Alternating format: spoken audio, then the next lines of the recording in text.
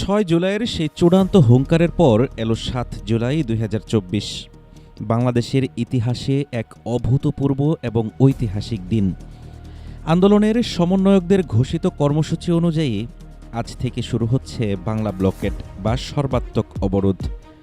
ঘড়ির কাঁটায় যখন দুপুর ঠিক ৩টা, তখন আপাত দৃষ্টিতে সচল থাকা এক ঢাকা শহর মুহূর্তের মধ্যে অবরুদ্ধ হতে শুরু করল এক অলিখিত ছাত্র অভ্যুত্থানে। দুপুরের কড়া রোদ উপেক্ষা করে ঢাকা বিশ্ববিদ্যালয়ের হাজার হাজার শিক্ষার্থী ক্যাম্পাস থেকে দলে দলে বের হতে শুরু করেন। বিকেল ৩:৩০টার মধ্যে ঢাকার বুক চিরে স্তব্ধ হয়ে যায় প্রধান প্রধান সব traffic point. Shahbag, Nilkhet, science lab, intercontinental মোড়, কার্জন হলের সামনের রাস্তা সবকিছু চলে যায় তরুণদের নিয়ন্ত্রণে।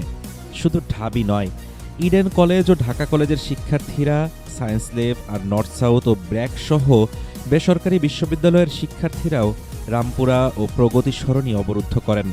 এমনকি মহাখালী মোড় আটকে দেওয়ায় ঢাকার সাথে সারা দেশের সড়ক যোগাযোগ ব্যবস্থা পুরোপুরি বিচ্ছিন্ন হয়ে পড়ে। এক ঢাকা শহর যেন রূপ নেয় এক বিশাল স্থবির দ্বীপে। কিন্তু এই বাংলা ব্লকের তো শুধু ঢাকার গল্প ছিল না, ঢাকার বাইরে এটি রূপ নিয়েছিল এক অভূতপূর্ব সুনামিতে। জাহাঙ্গীরনগর বিশ্ববিদ্যালয়ের শিক্ষার্থীরা টানা কয়েক কিলোমিটার জুড়ে অবরুদ্ধ করে ফেলেন দেশের অন্যতম প্রধান লাইফলাইন ঢাকা আরিচা মহাসড়ক।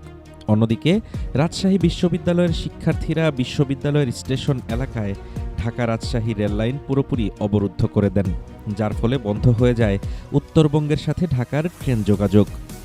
চট্টগ্রাম বিশ্ববিদ্যালয়ের শিক্ষার্থীরা শাটল ট্রেন বন্ধ করে দিয়ে এবং কুমিল্লা ও নোয়াখালী বিজ্ঞান ও প্রযুক্তি বিশ্ববিদ্যালয়ের শিক্ষার্থীরা ঢাকা চট্টগ্রাম ও ঢাকা নোয়াখালী হাইওয়ে ব্লক করে দেশজুড়ে এক অলিখিত অর্থনৈতিক ও যোগাযোগ অচলাবস্থা তৈরি করেন।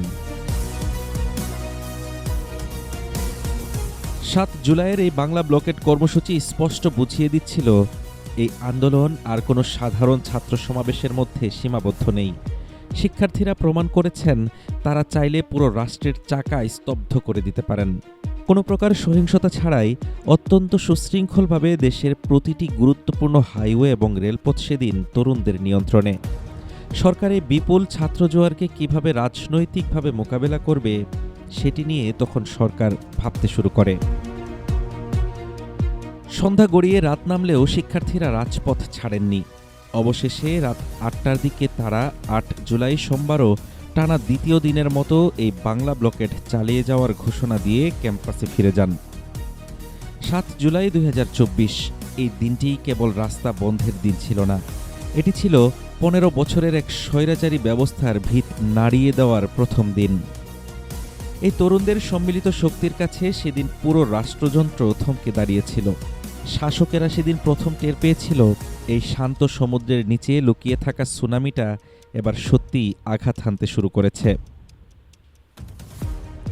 হাফিজুর রহমান তুষার, ঢাকা টুডে।